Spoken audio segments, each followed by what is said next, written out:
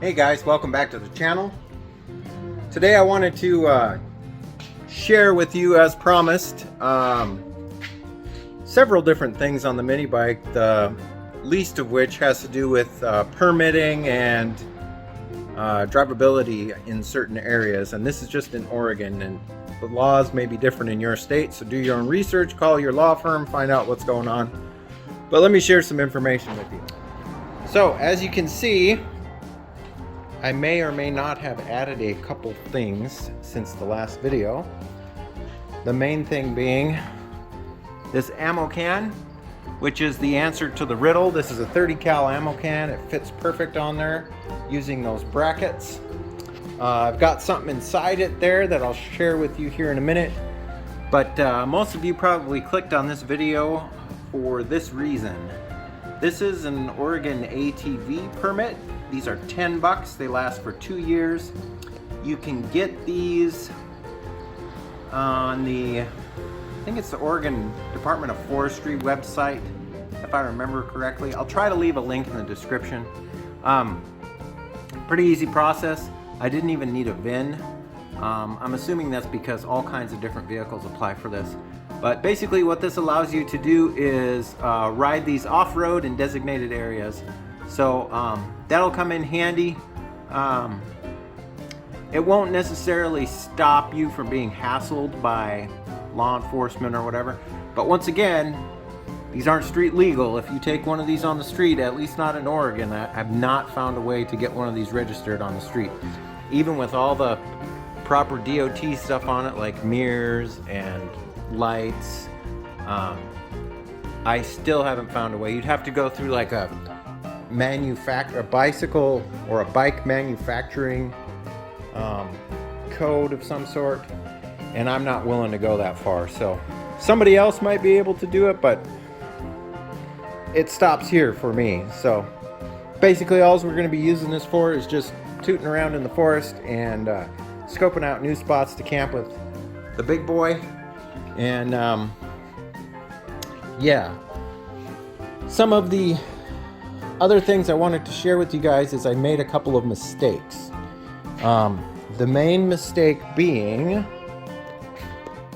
on, was it the coil charging side? So come to find out, that dual coil setup that I purchased, they have little marks on the side of the coils. They were 50 hertz frequency. The stock one that's on here is 60 hertz. So the rectifier that you have has to work with the correct frequency coils that you're using. If not, it will discharge the battery, which is what happened to me. Now, I was riding the mini bike or the mini Moto along, and the horn and I think the start button wouldn't work, and I was like, what is going on? Well, there is a BMS in the battery that I bought, and that activated and shut the battery off because it was receiving a huge draw because those coils that were on there weren't charging. They were taking away from the actual battery power. So, how to remedy that? Well, I took those stupid 50 hertz coils out, sent them back, put the original 60 hertz coil back in, and now it charges, but it doesn't charge very quickly, or it won't charge enough to run like all the lights and everything all at once. So that's something to keep in mind.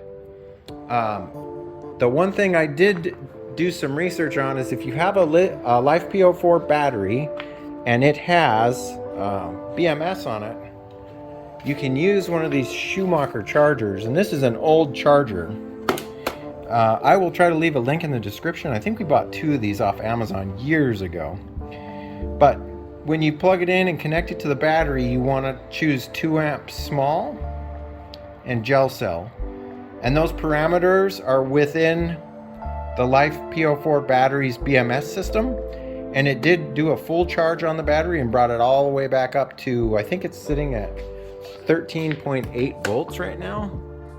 Yeah, 13.7 volts. So I wired this little USB charging outlet into the accessory position on the on the key back here, so you could just turn that on and let the solar charge your phone or whatever you want to do with the motorcycle off or with the mini bike off.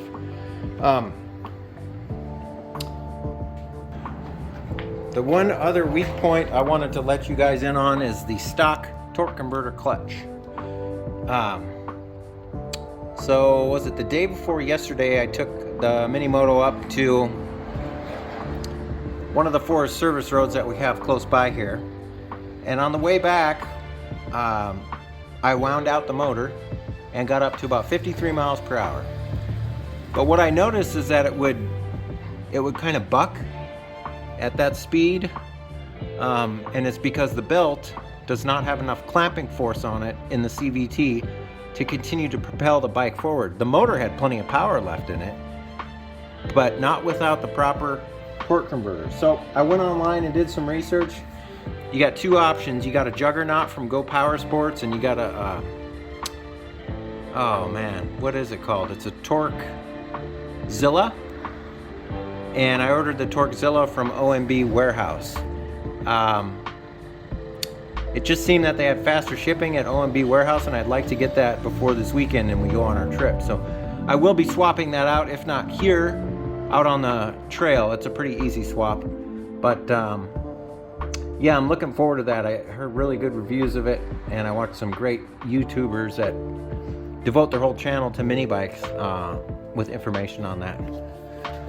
So as promised, I'll show you what we've got going on here in the ammo can. I stuffed a molly bag in here.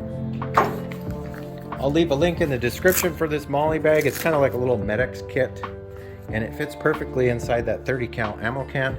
But what I did, if I can do this one-handed,